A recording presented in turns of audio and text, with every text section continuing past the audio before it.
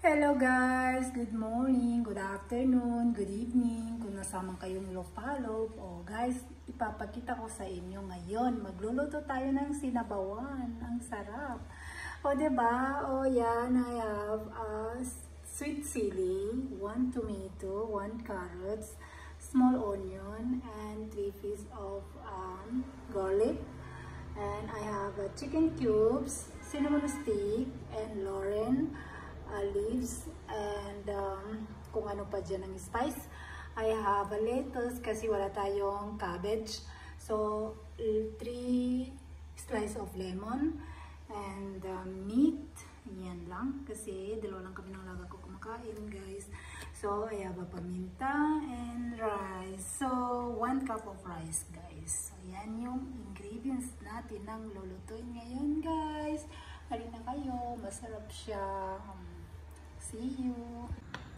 So, yan na, guys. Yung garlic natin. Ganyan na yung buo. Onion. Nagsisimula na sa ating luto. Yan, guys. Pakukulay natin muna siya. Parang golden brown. Saka natin nilalagay yung meat. Yung ibang ingredients mamaya. Kapag medyo mapula-pula na din yung yung meat. So, ayan guys. Parang golden brown na siya. Lagyan natin yung meat. Ayan. Mix together. Para magkalasa siya. So, ayan na siya. Hintay muna natin siya magiging brown ng konti yung meat para gawin natin yung mga ibang ingredients natin.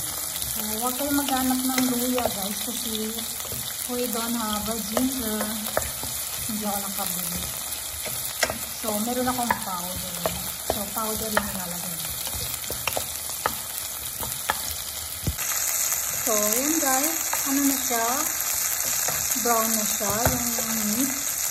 Maglalagay naman tayo ng mga spices natin. Ayan. Then, carrot.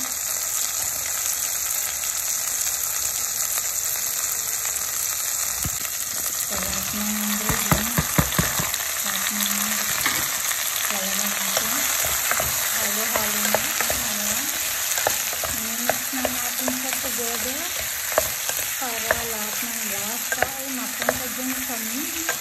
Guys, huwag kayo magtataka kung bakit konti lang yung meat na linalagay ko dyan. Kasi bawal ako sa meat, allergy ako. Baka matigok tayo kapag kakainin natin yung meat na yan. Hindi ako makahinga kapag kumakain ako ng meat. So, ayan. So, yung sabaw lang sa atin dyan, guys. Yung salaga ko yung meat. Ngayon, mamaya natin nilagay yung iba. So, ang nilalagay natin dyan para masarap siya. Ayan, pangpasarap, lemon. So, yung lettuce, guys, mamaya natin nilagay kasi madali yung maluto kapag 2 minutes na lang, papatay natin yung apoy at luto na yung ulam natin. So, ayan siya. Hello guys, dito naman tayo sa rice. So, naglagay na ako dyan na 1.5 cups ng water and 1 cup of rice. So, inugasan na natin yan maigi. Guys, pagka kukulo na yung tubig, maglalagay na tayo ng rice dyan at konting mantika. So, ayan yung rice natin. So, ngayon, gagawin natin, tatakpan natin yung kaldero natin para kukulo yung tubig. Ngayon, sisilipin natin yung wow, kahit ang bango. Yummy. Nakakabusog na yung amoy. So, maglalagay tayo ng cinnamon spice. Wow. Ay na kayo guys. Hindi ba kayo natatakam dito sa linuluto ko? Ang sarap-sarap.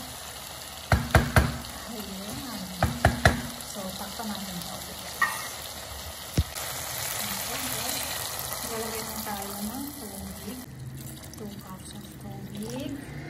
2 cups ng water guys yung linagay natin. Ayan. Oh, diba? Ang bango. Ang bango talaga. Wow. Yung lettuce natin guys. Mamaya natin ilalagay kasi ang gagamitin ko guys lettuce. Wala kasi akong cabbage.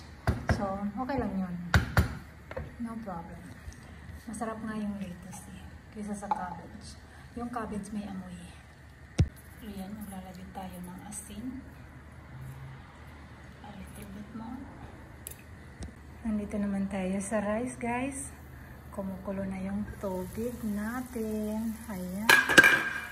Ilalagay natin yung rice. Lahat. Oo. Ayan.